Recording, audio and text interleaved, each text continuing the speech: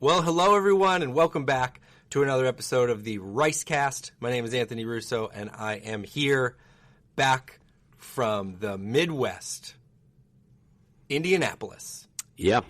Pastor Dr. Willie Rice. Yeah, it's good to be back in Florida, and we, of course, were in New York some. We were at Brooklyn Tab for a few days, and then from there to Indianapolis, and from there home. So we were on the road for about a week and a half or so, seemed like, and but good to be back home and getting ready for a lot of exciting things here at Calvary. That's right. Man, lots to discuss. I will start with the exciting things coming up at Calvary, though, if I may. I got 3 things for you, listener, that have got to be on your radar. Hopefully they already are. And I'm going to do them in the calendar order that they show up. First one is, as we record this on Wednesday, per usual, this coming Sunday is our annual members meeting. Yeah, annual members meeting. We do it once a year, and it's a great opportunity to share with the congregation, again, different reports, things about our budgeting operations, and it's just a great mechanism to be accountable to the congregation, to try to be transparent.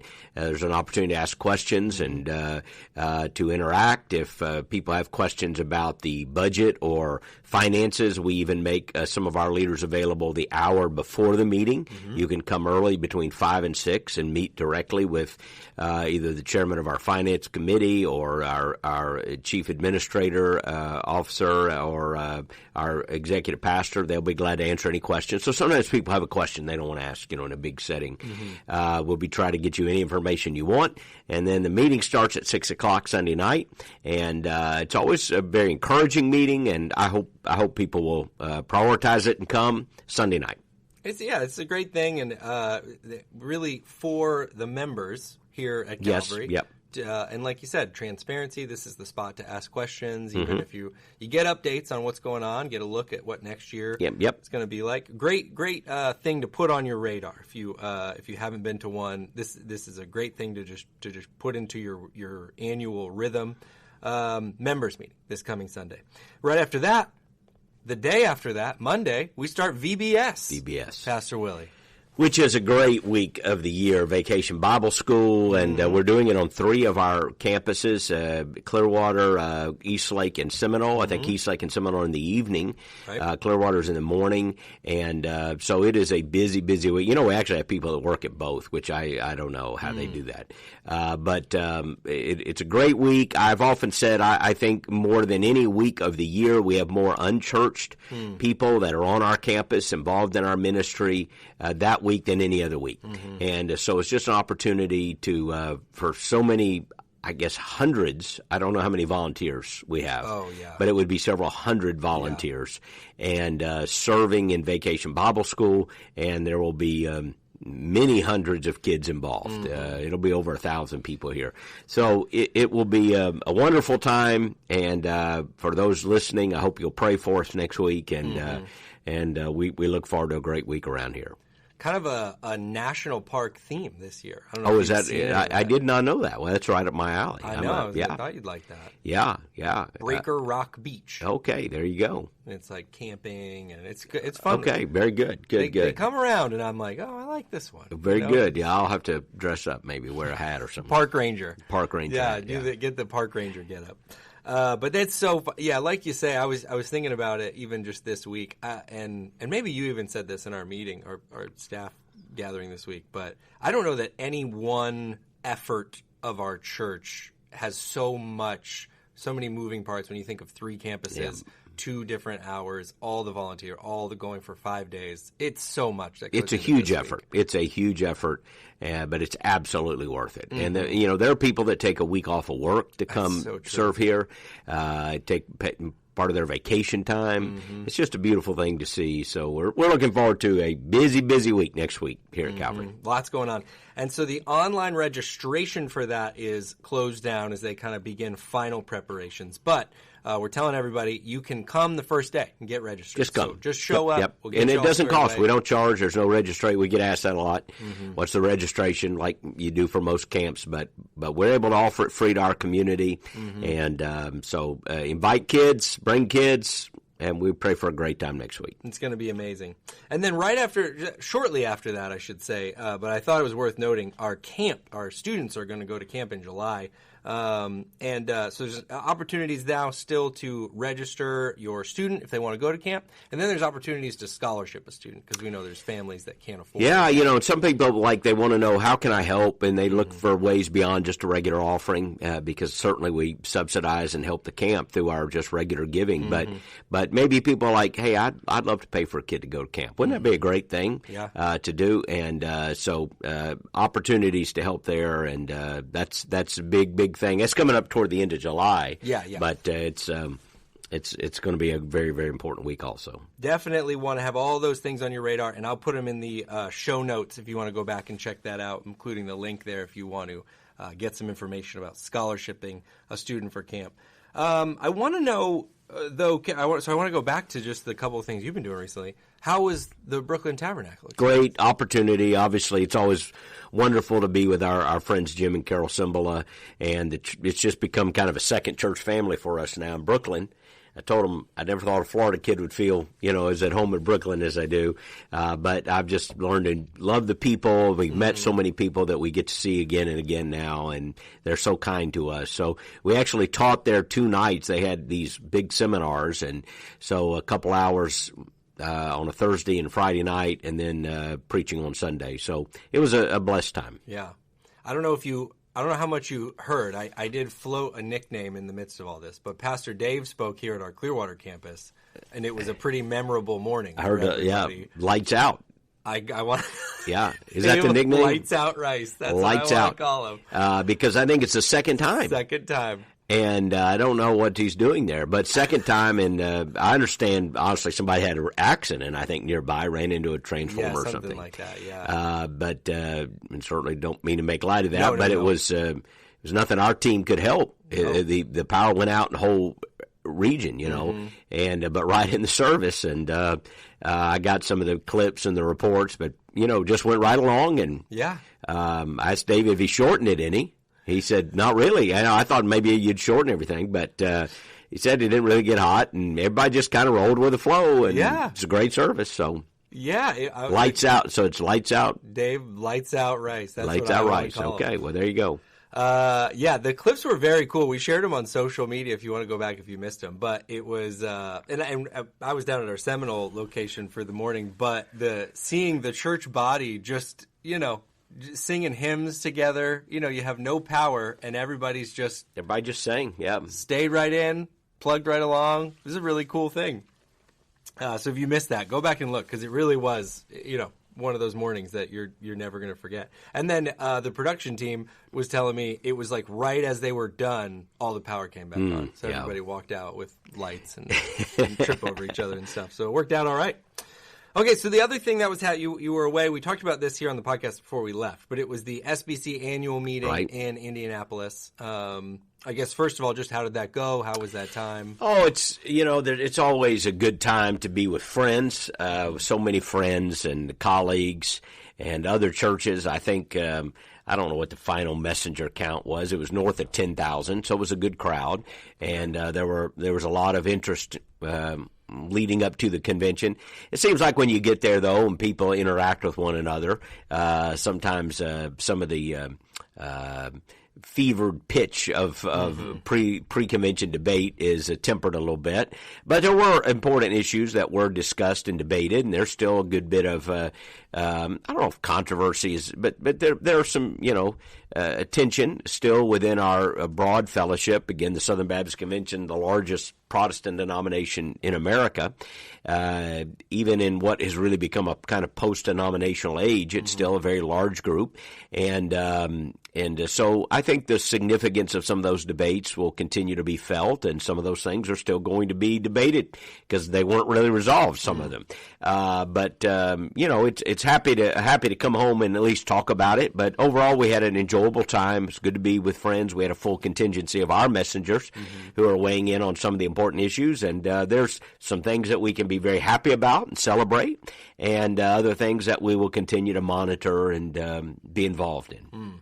Well, I guess talk me through some of the things that you were that you were happy about the way that they went? You know, I think one of the most encouraging things is always the mission sending celebration. Oh, yeah. And so there was an emphasis both in our North American Mission Board, international missions, I think, of just sending missionaries. I think there were 83 international missionaries that were commissioned. They were there in Indianapolis. And that's just moving to hear them come up and give their stories. And then a lot of them were behind the screen for security reasons. So you saw the silhouette and the voice. And yet they all sound like kids to me. You know, they're all young people and talking about going to places where you can't even reveal their real name or where they're going.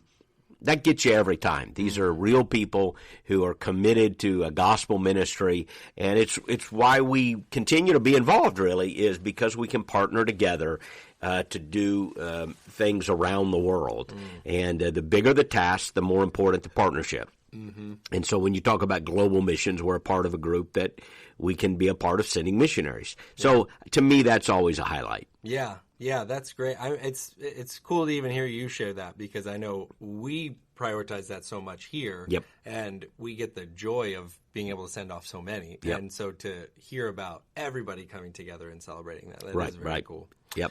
What were some things you left kind of, and it's so interesting, you know, I've not been to one of these yet, but I get to talk to you and get to talk to team members that have, and you say, like, you know, you don't get to the end of everything, but it's so much to do in what is like kind of a relatively short amount of time. It's a fascinating exercise, and people can watch it online. Of course, it's over now, but it's it's like the world's largest business meeting. But I think that some of the biggest issues were, first of all, the debate about what the word that has been used in the last few years is complementarianism.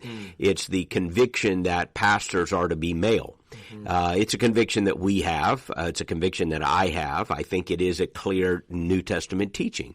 I think it has been the predominant view of Christianity throughout its history, although there are certainly groups that deviate from that. And that has become an issue. It is actually very clearly articulated in our Baptist Faith and Message, which is a statement of faith, and it's a statement of faith that actually has been adopted at Calvary. It's in our bylaws. So that idea that the office of pastor is reserved for men is defined by Scripture. It comes right out of that statement of faith. But there was a great deal, there's some confusion that has come, and I think we talked about this a little bit, mainly because, for two reasons. First of all, there are some people that may not agree with that. So there is the opposite view of complementarianism is sometimes called egalitarianism. So there is a creeping egalitarianism. We've seen several prominent leaders in the last few years step up to say, hey, we just don't agree with that. We think that women are able to serve just as men in the office of pastor. So that's part of it. The other part of it is that the term pastor has been used in ways that are vastly different today than they were even a generation ago. Whereas in the average Baptist church, it used to be there was one pastor. There was the pastor, everybody else was a minister or something, and I always said my grandmother knew who the pastor was, the guy that preached on Sunday and ran the church. Well, nowadays the term pastor, I think for a variety of reasons, some good, some bad, but for a variety of reasons, people began using that almost as shorthand for somebody that worked on staff.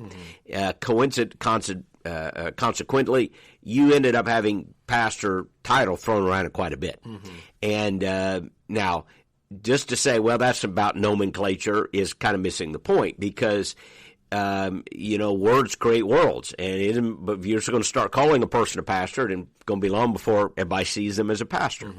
So that was a big controversy rolling into the convention, and there was a constitutional amendment. I think we talked about this. Proposed. It was for shorthand called the Law Amendment because it was a man named Mike Law had actually brought it out, so it became everyone called it the Law Amendment, and it was actually approved last year.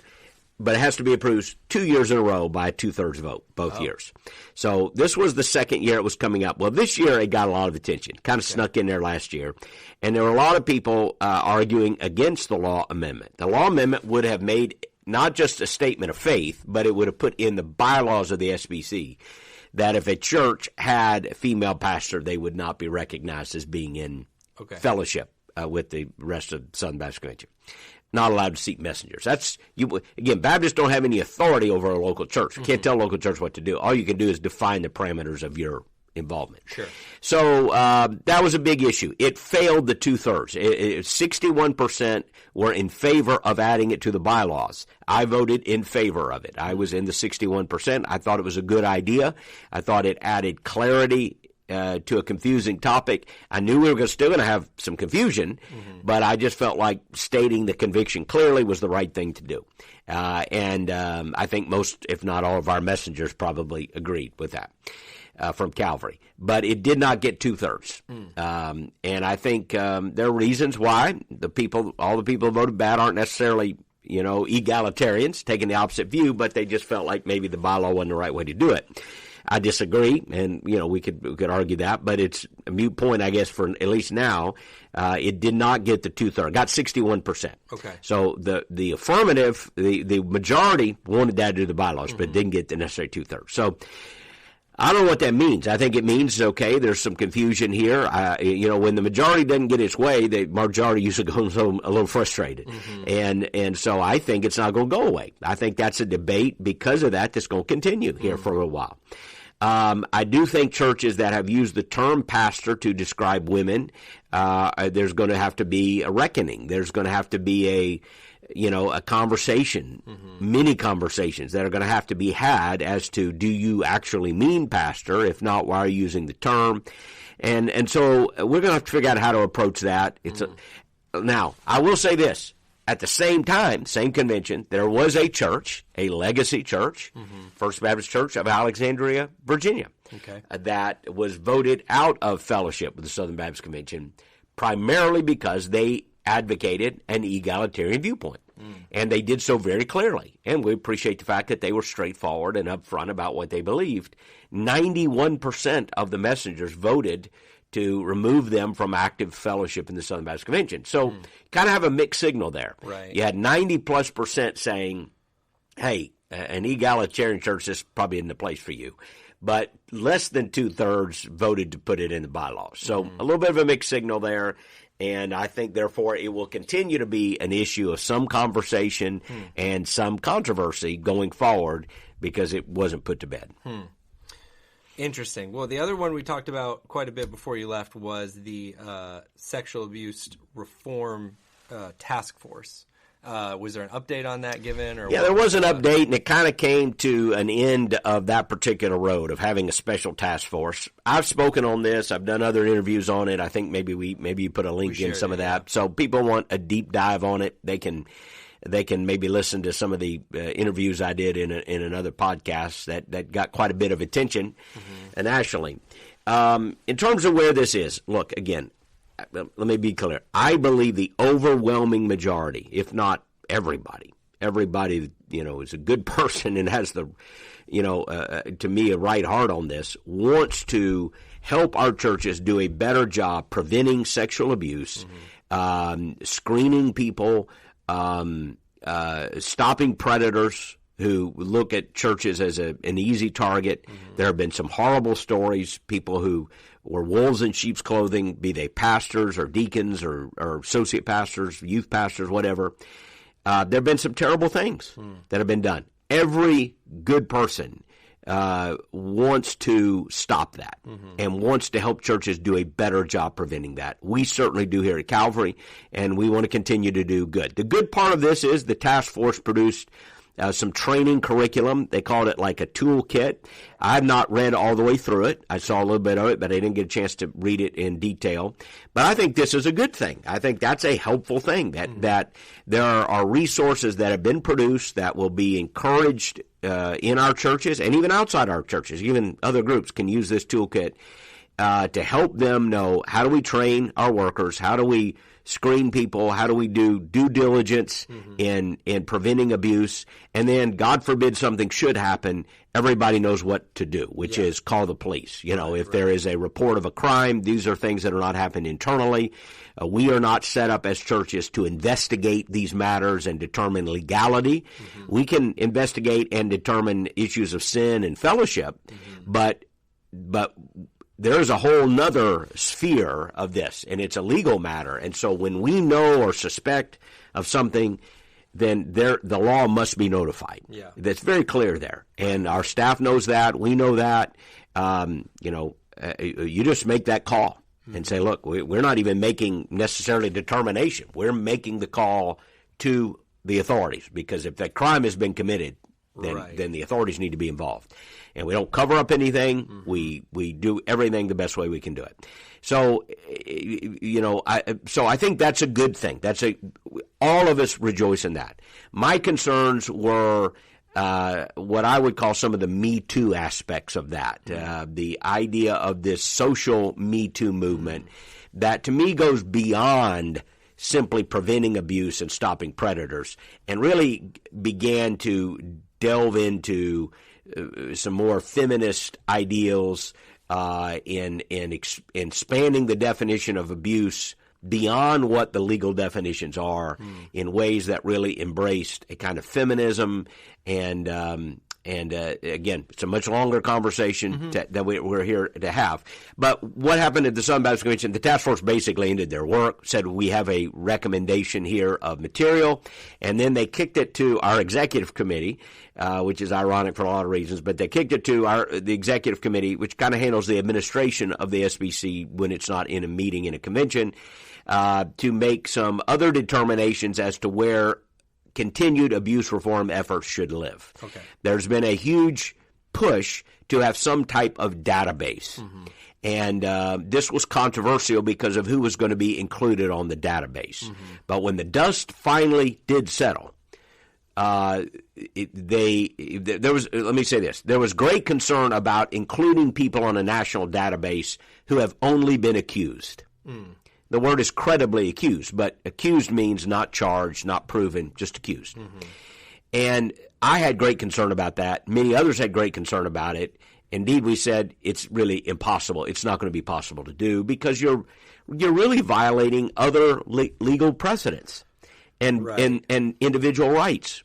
And so we said that. And at the end, the task force did not recommend that, and I don't think they ever will. I just don't think you can do it. So no one is really against a database of Southern Baptist ministers or volunteers who have been either convicted of a crime or been found civilly liable of a crime.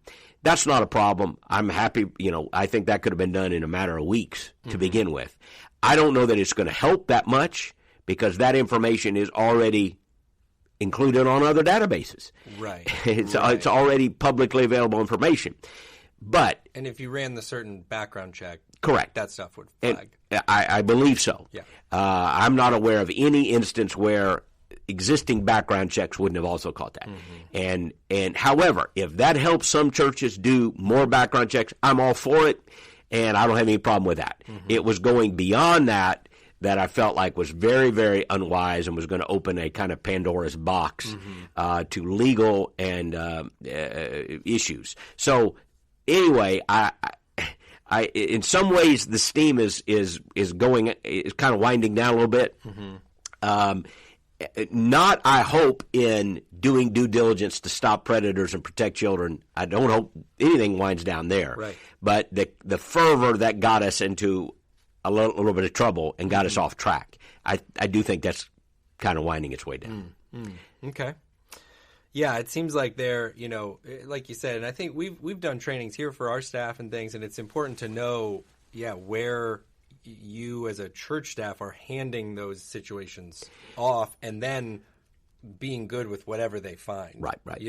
These are hard situations. It looks easy from the cheap seats. Yeah. What happens in churches and in families is when it affects you, it gets a little messier. But one of the rules of thumb that's pretty clear, and I think it's even the law now, mandatory reporting. Teachers know this, pastors know this, is if there is a suspicion of abuse, you must report. It's not your job to determine whether or not it actually happened or what happened. You're not an investigator. I'm not a law enforcement officer. You're dealing with laws. Call the police. Turn this over to the people whose job it is to investigate, and they do the investigation. We handle things as best we can as a church, but not outside the purview of law enforcement. And our team understands that. We've echoed that again and again, and we want to practice that if there is any hint that there is illegal activity, you call the police right away. You probably now, obviously, we don't even want to get to that. We want to screen, and we want to have people, and we want to have the right policies that make that. I don't know if you can ever make it impossible, but you want to make it really hard for somebody who has bad motives. And we need to protect our children, and I think every one of us would agree with that. So there's just a lot that got added to this issue, and it got very complex. And again, people can read some things I've written or listen to some of the podcasts I've done if they want more information about that. And I can do that again. I'll put that in the notes if you want to hear Pastor go share more about that on the other podcast he was on. It was a longer conversation that centered around this issue. I do want to get to, though, because a member of Calvary might see this or someone else, and we didn't discuss this going in, but there was some conversation centered around IVF at the convention. Did you know? First of all, I guess my question is, did you know that was coming up? No, I didn't. It's funny what comes out of the blue and then what lands in the press when the meeting is over. Yeah. And IVF became one of the headlines. It became one of the headlines. So here's what happens at the convention. There's a thing called resolutions. A resolution is basically a statement. It's a statement of what Baptists gathered in that given moment believe. It's an opinion rendered. There are some people who think we shouldn't even do these because they always create controversy. But it does give you a vehicle to say to the watching world, hey, this is what we think about a given issue.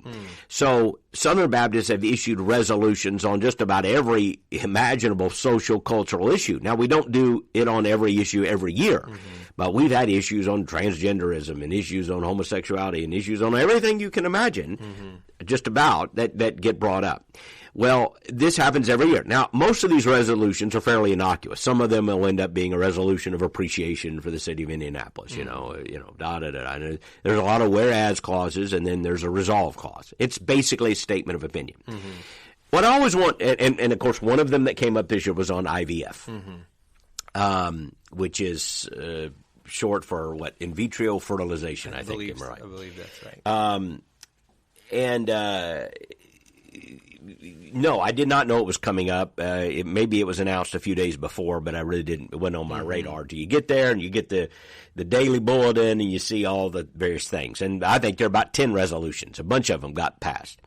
And again, most of them press isn't going to worry about too much. But this one did get some attention, and it did surprise me. I didn't see it coming, and the importance of it. And it was fairly controversial in the sense that it wasn't like some resolutions just, everybody raises their ballots, it's 100%.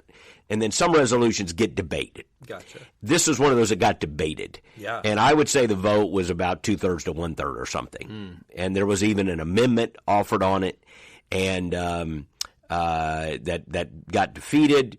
I think I voted for the amendment, even though I didn't have time to really study it, but it seemed like a good amendment. It came from somebody that spoke really from their heart and understood the intent behind the resolution, but felt like maybe it needed to be softened, qualified in some ways. Yeah.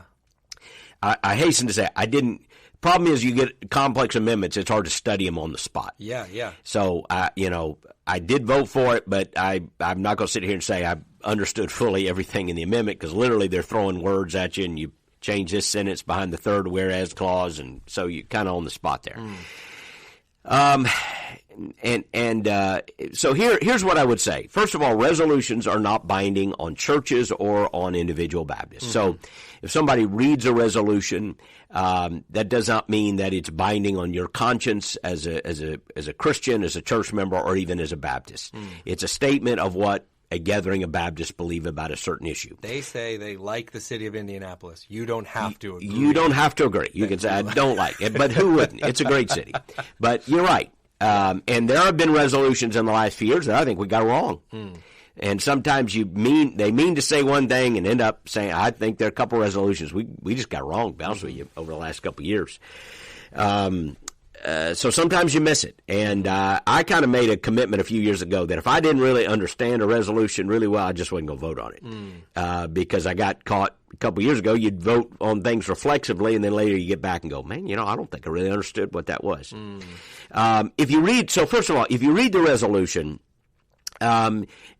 again, in the press, you're going to get like one sentence description. Baptists are against IVF. I think that's an overly simplistic generalization. You can read the resolution. Perhaps you can even post that in the notes. You could read the whole thing. It doesn't take you. But it'd take you 5-6 minutes to read all the whereas clauses. It's very compassionate. It talks about the fact that many couples have embraced this type of reproductive technology, and they've tried to use it morally and wisely. I think the big concern here from a pro-life ethic is the amount of embryos that are destroyed in typical IVF processes. And that by some rendering, there are hundreds of thousands of frozen embryos that will never be implanted and they will never be brought to term. And so the ethical questions about that are real. And that's the concern. It isn't saying that the technology cannot be used in a way that is consistent with a pro-life ethic. In fact, it actually talked about that. And there are couples who certainly try to use it in a way that is consistent with a pro-life ethic. Believing that life begins at conception. So it gets, it gets challenging. But if you believe that life begins at conception, then what do you do with embryos that are fertilized, frozen, only to be destroyed? That's the concern that I think a pro-life ethicist has as they approach IVF. But there is a real awareness that there are couples that genuinely just want to have children. They have embraced these technologies in order to have children, not in order to destroy life, but to have life. And that there are some trying to use these technologies in a way that is completely consistent with a pro-life ethic. Again, this gets beyond my level of knowledge in how these technologies can and cannot be used. I've got to learn a little more about that. But certainly we sympathize with couples that have used technologies in order to have children. Certainly we do. And I don't think either the resolution and certainly not we at Calvary would try to impugn all of their motives. And in some cases, maybe not impugn anything at all. Maybe they've used it in a way that is completely consistent with a pro-life ethic. But I think we do have to realize that some of these things in this brave new world raise troubling ethical questions. And the idea of having fertilized embryos that are destroyed is a troubling ethical question. Gotcha. And that is what the resolution was about. So you've said it, but just to clarify, if from what you're giving back to me, and as I'm processing all of it, you're a family out there who used IVF, and you have a beautiful child now. There's no reason to feel like you did. No, something. we rejoice with you in a beautiful child.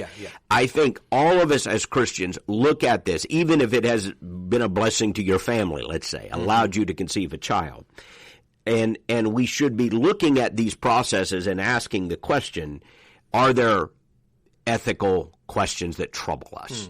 And I think one of the lines is that in vitro fertilization routinely, I'm reading actually from the resolution, routinely generates more embryos that can safely be implanted, thus resulting in the continued freezing, stockpiling, and ultimate destruction of human embryos, some of whom may also be subjected to medical experimentation. That's one of the whereas clauses. And I think that is demonstrably true. Now, again, maybe not in every case, but generally it is demonstrably true. One of the whereas clauses suggests that between 1 million and 1.5 million human embryos are now being stored in freezers in an embryonic state, and most are unquestionably destined for eventual destruction. That is the troubling ethical question here. And so all of us should be asking some of those questions as we go forward.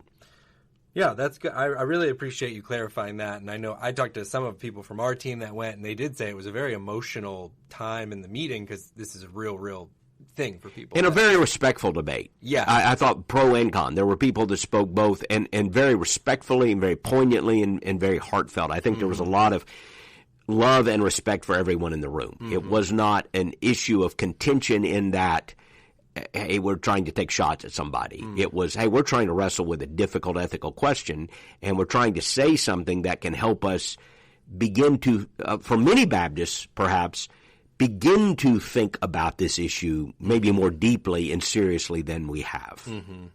And that seems to be something, again, and you can certainly step in and correct me if I'm wrong, but that seems to be something these resolutions will do is get people thinking and talking about the issue. I remember a few years ago the resolution on critical race theory, which has become one of the more notorious resolutions that we passed, 2019. And honestly, I had not given a lot of serious thought to it. Now, I look back and there were people talking about it, but, it wasn't really something that I felt like was an urgent matter in my life or ministry. I wasn't getting asked questions about it at Calvary. Yeah. In fact, I kind of felt like that resolution came, and a lot of people didn't know at that time. Yeah. And but it did, most certainly, to your point, get people talking and thinking about critical race theory. And I think if we were to pass a resolution today, it would be a different one. But that's another podcast. But it certainly got people thinking and talking about it. Absolutely. Yeah. Well, I will post that, a link to that so that people can read it. And I really do appreciate you sharing that more. We saw some articles come out from different news outlets talking about it. Like you said, a lot of generalizations being made, but we know, and it is what I heard from you're saying now and what I heard from the other people from our team that went. It was a respectful time. It was a thoughtful time. Yep. There was nothing being done out of any sort of like anger or outrage in that moment, as much as it was how do we have a good conversation? How do we process, and we're going to have more conversations like this as technology increases, and the respect for human life continues to be not held by everyone. These questions are going to come up, and we got to be able to have them in a way that is an adult way, in a moral way, but one that is rooted in our convictions. So we have to be able to have these conversations, and without impugning one another unnecessarily. We can start with a place of respect. And okay, now let's have a conversation about this. And this is one of those issues. We should have a conversation. If we believe those human embryos are human life, then it should bother us that they're being routinely destroyed. So is there a way to do this in a way that does not violate our pro-life ethic? It's a great question. Yeah. Super interesting. So like I said, we'll put that link to that in the show notes, the link to that the other podcast where Pastor talked more extensively about the Sexual Abuse Reform Task Force, and the stuff going on at Calvary we talked about, VBS, camp coming up. We'll put all those links in there if you want to go back and check on any of that. But it's a very, it's summer at Calvary. It's an exciting time. We got stuff going on. And every weekend is just so exciting. It just, I know a lot of our campuses have a different summer schedule. A couple of them, some of them are the same because you really didn't have much flexibility. But it's been kind of fun to have just kind of a little change of pace. And so pay attention to that summer worship schedule. If you're at Clearwater or East Lake, it's shifted a little bit, but it's added a lot of joy, a lot of energy, and a lot of fun. And it's been a great summer so far, and I know the next few weeks will be eventful as well. Absolutely. We hope to see you this coming Sunday at a Calvary campus. And we love you. We love you very much. We'll be back here with another podcast very soon.